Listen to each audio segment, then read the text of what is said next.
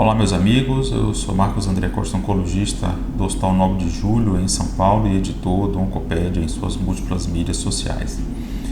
Fomos surpreendidos na manhã dessa segunda-feira, 29 de abril, com um anúncio público que o ex-presidente do Uruguai, o Pepe Mujica, está com câncer de esôfago. O Pepe é uma figura lendária dentro da América Latina por sua luta de resistência contra a ditadura no Uruguai, uma ditadura que durou ali de 73 a 85, um período que vários outros países da América Latina também se viu mergulhados em ditaduras militares, na Argentina, no Brasil, no Uruguai, no Chile, no Paraguai e outros tantos, infelizmente.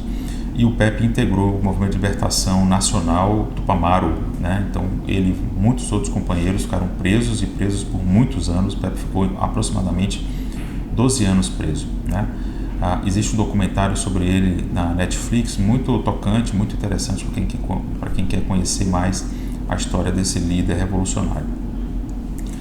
Bom, falando especificamente sobre câncer de esôfago, pessoal, do ponto de vista técnico aqui da gente que é oncologista, né, lidamos com esse problema, né, diariamente. O câncer de esôfago, só para situar, talvez muitos de vocês não tenham conhecimento, o esôfago é aquele órgão que liga a cavidade oral ao estômago, então ele desce ali pela garganta, é um órgão conectivo, faz parte do trato gastrointestinal, é um órgão de integração e com múltiplos tipos histológicos fazendo parte da sua composição.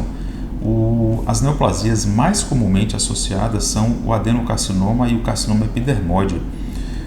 O adenocarcinoma ele tem uma relação muito forte aí com a doença do refluxo, e os carcinomas epidermoides têm uma relação muito forte com o etilismo e tabagismo.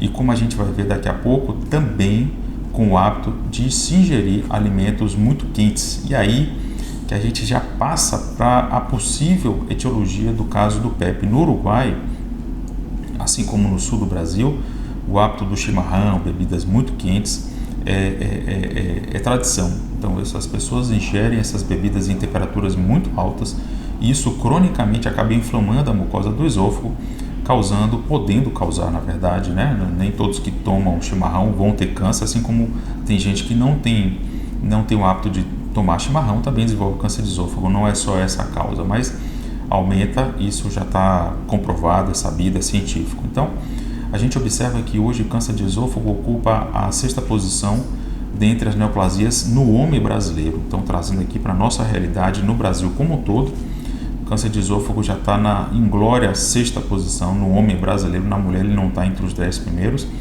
mas na região sul ele é o quinto, é a 5ª causa de câncer no homem. Então vocês observem que existe aí alguma predileção, né? Então existe um predomínio de homens tendo câncer de esôfago. Quando a gente observa as estatísticas nacionais pelo Instituto Nacional do Câncer do Rio de Janeiro, a sua última estatística de 2023 mostra 10.990 casos, sendo que 8.200 desses casos foram em homens. O homem ainda fuma mais, o homem bebe mais, e isso acaba se refletindo. E a gente observa especificamente um fenômeno chamado a síndrome metabólica, obesidade e doença do refluxo. Essa tríade tem se associado a um aumento dos casos de adenocarcinoma na porção distal do esôfago. A gente ainda não tem detalhes do caso do Pepe, a gente não sabe se tem relação com o chimarrão, não sabemos se tem relação com obesidade, se é adeno, se é carcinoma escamoso, não sabemos tampouco o estadiamento, né? Nem o tratamento que vai ser instituído, mas o que a gente pode elucubrar são esses fatos que eu estou trazendo aqui para os senhores. Do ponto de vista de tratamento, a gente precisa fazer uma diferenciação do tratamento por estadiamento. Então, os estadiamentos, ou estadiamento para câncer de esôfago, ele segue a máxima, né, as recomendações da UICC. A gente busca fazer uma classificação de acordo com o TNM. E de acordo com o TNM, a gente aloca esses pacientes em um de 4 possíveis estadiamentos. Então, o estadiamento pode ser estadio 1, 2, 3 ou 4. Não sabemos qual é o do Pepe, não sabemos, portanto, qual que vai ser o tratamento instituído. Mas só trazendo aqui para vocês o estadio, né? É aquele indivíduo que tem uma doença muito inicial, sem acometimento de gânglios da região do pescoço ou do tórax. E o tratamento para esses casos, em geral, é ressecção. Em algumas situações, a gente acaba complementando com radioterapia e, eventualmente, quimioterapia. Aqueles tumores que já têm um tamanho maior, né? Então, ou que tem um envolvimento de gânglios do pescoço, e aí estádios 2 e 3, a gente precisa fazer um tratamento multimodal necessariamente. Esse tratamento multimodal envolve quimioterapia, envolve cirurgia e muitas vezes, ou a maioria das vezes, radioterapia. E mais recentemente, imunoterapia. Vamos dissecar as possibilidades de tratamento aqui para os estádios 2 e 3, que são considerados estadios chamados localmente avançados, ou seja, não dá mais para só fazer cirurgia, como no estádio 1. Então, o estádio 2 e 3, ou os estádios 2 e 3, devem ser manejados, pessoal, e vinham sendo manejados historicamente com rádio e quimioterapia. É o protocolo CROSS. Então, a gente utilizava uma combinação de rádio mais quimioterapia semanal, seguida de cirurgia. Então, esse foi o tratamento utilizado durante muitos anos, de padrão, e ainda hoje é utilizado em muitos lugares. De poucos anos para cá, a quimioterapia foi incorporada, se tentando fazer uma quimioterapia neoadjuvante, ou seja, antes da cirurgia. E o esquema mais usado que a gente faz na prática é o FLOT, é um dos esquemas mais usados, seguido de cirurgia e depois FLOT ou quimio adjuvante também. Então, um esquema chamado sanduíche. Ao término dessa estratégia, é possível a gente fazer radioterapia, em algumas situações também quimioterapia junto com a rádio. Diante do esquema CROSS, foi feito um estudo chamado Checkmate 577. Tá? O que é que esses pesquisadores publicaram na New England Journal of Medicine? Eles analisaram pacientes que tinham estádios 2 e 3, que tinham sido submetidos ao esquema CROSS, ou seja, radioquimioterapia neoadjuvante, que tinham feito a cirurgia, e para aqueles indivíduos que não tinham obtido resposta patológica completa, os pesquisadores ofereceram uma droga imunoterápica anti-PD-1 chamada nivolumab por um ano, inicialmente uma dose de 240 por 16 semanas e depois uma dose de 480 mensal até o fim, até completar um ano.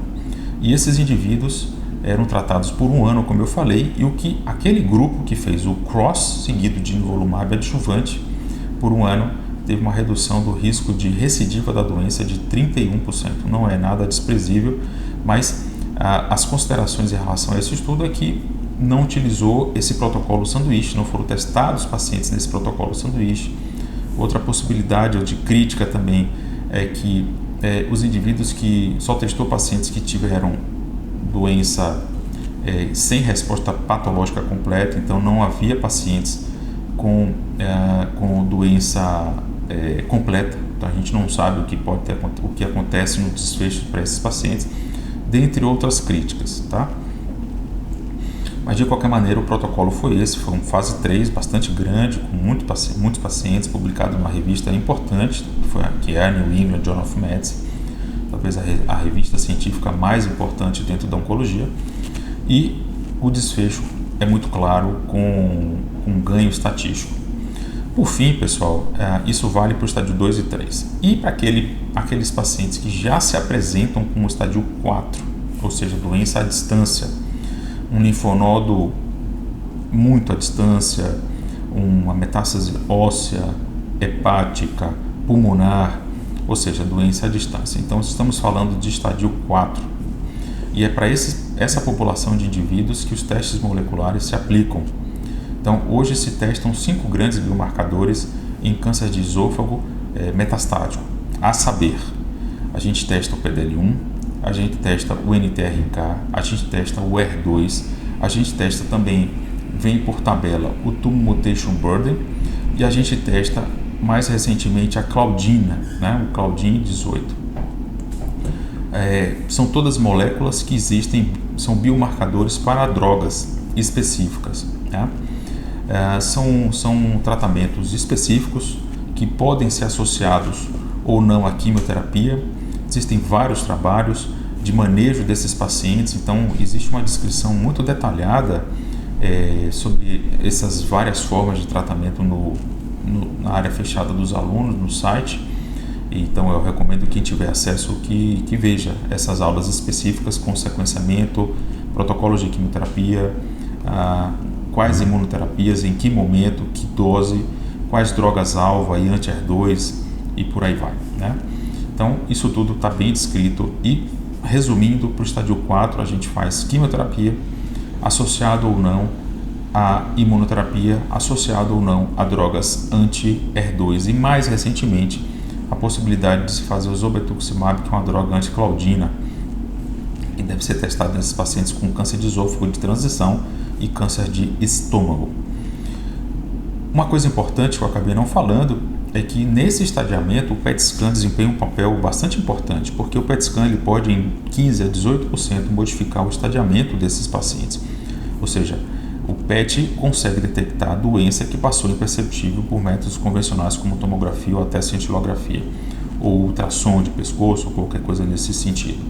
Mas hoje o estadiamento mais aceito para câncer de esôfago é uma tomografia de tórax e abdômen bem feita, uma cintilografia, e mais recentemente a gente tem lançado mão de esôfago, para câncer de esôfago, do PET scan pela capacidade de detecção em 15 a 18%, em algumas séries até um pouquinho mais, de metástase oculta, fazendo com que o estadiamento mude, ou seja, de 1 passa para 2 ou 3, 2 ou 3 muda para 4 e assim vai.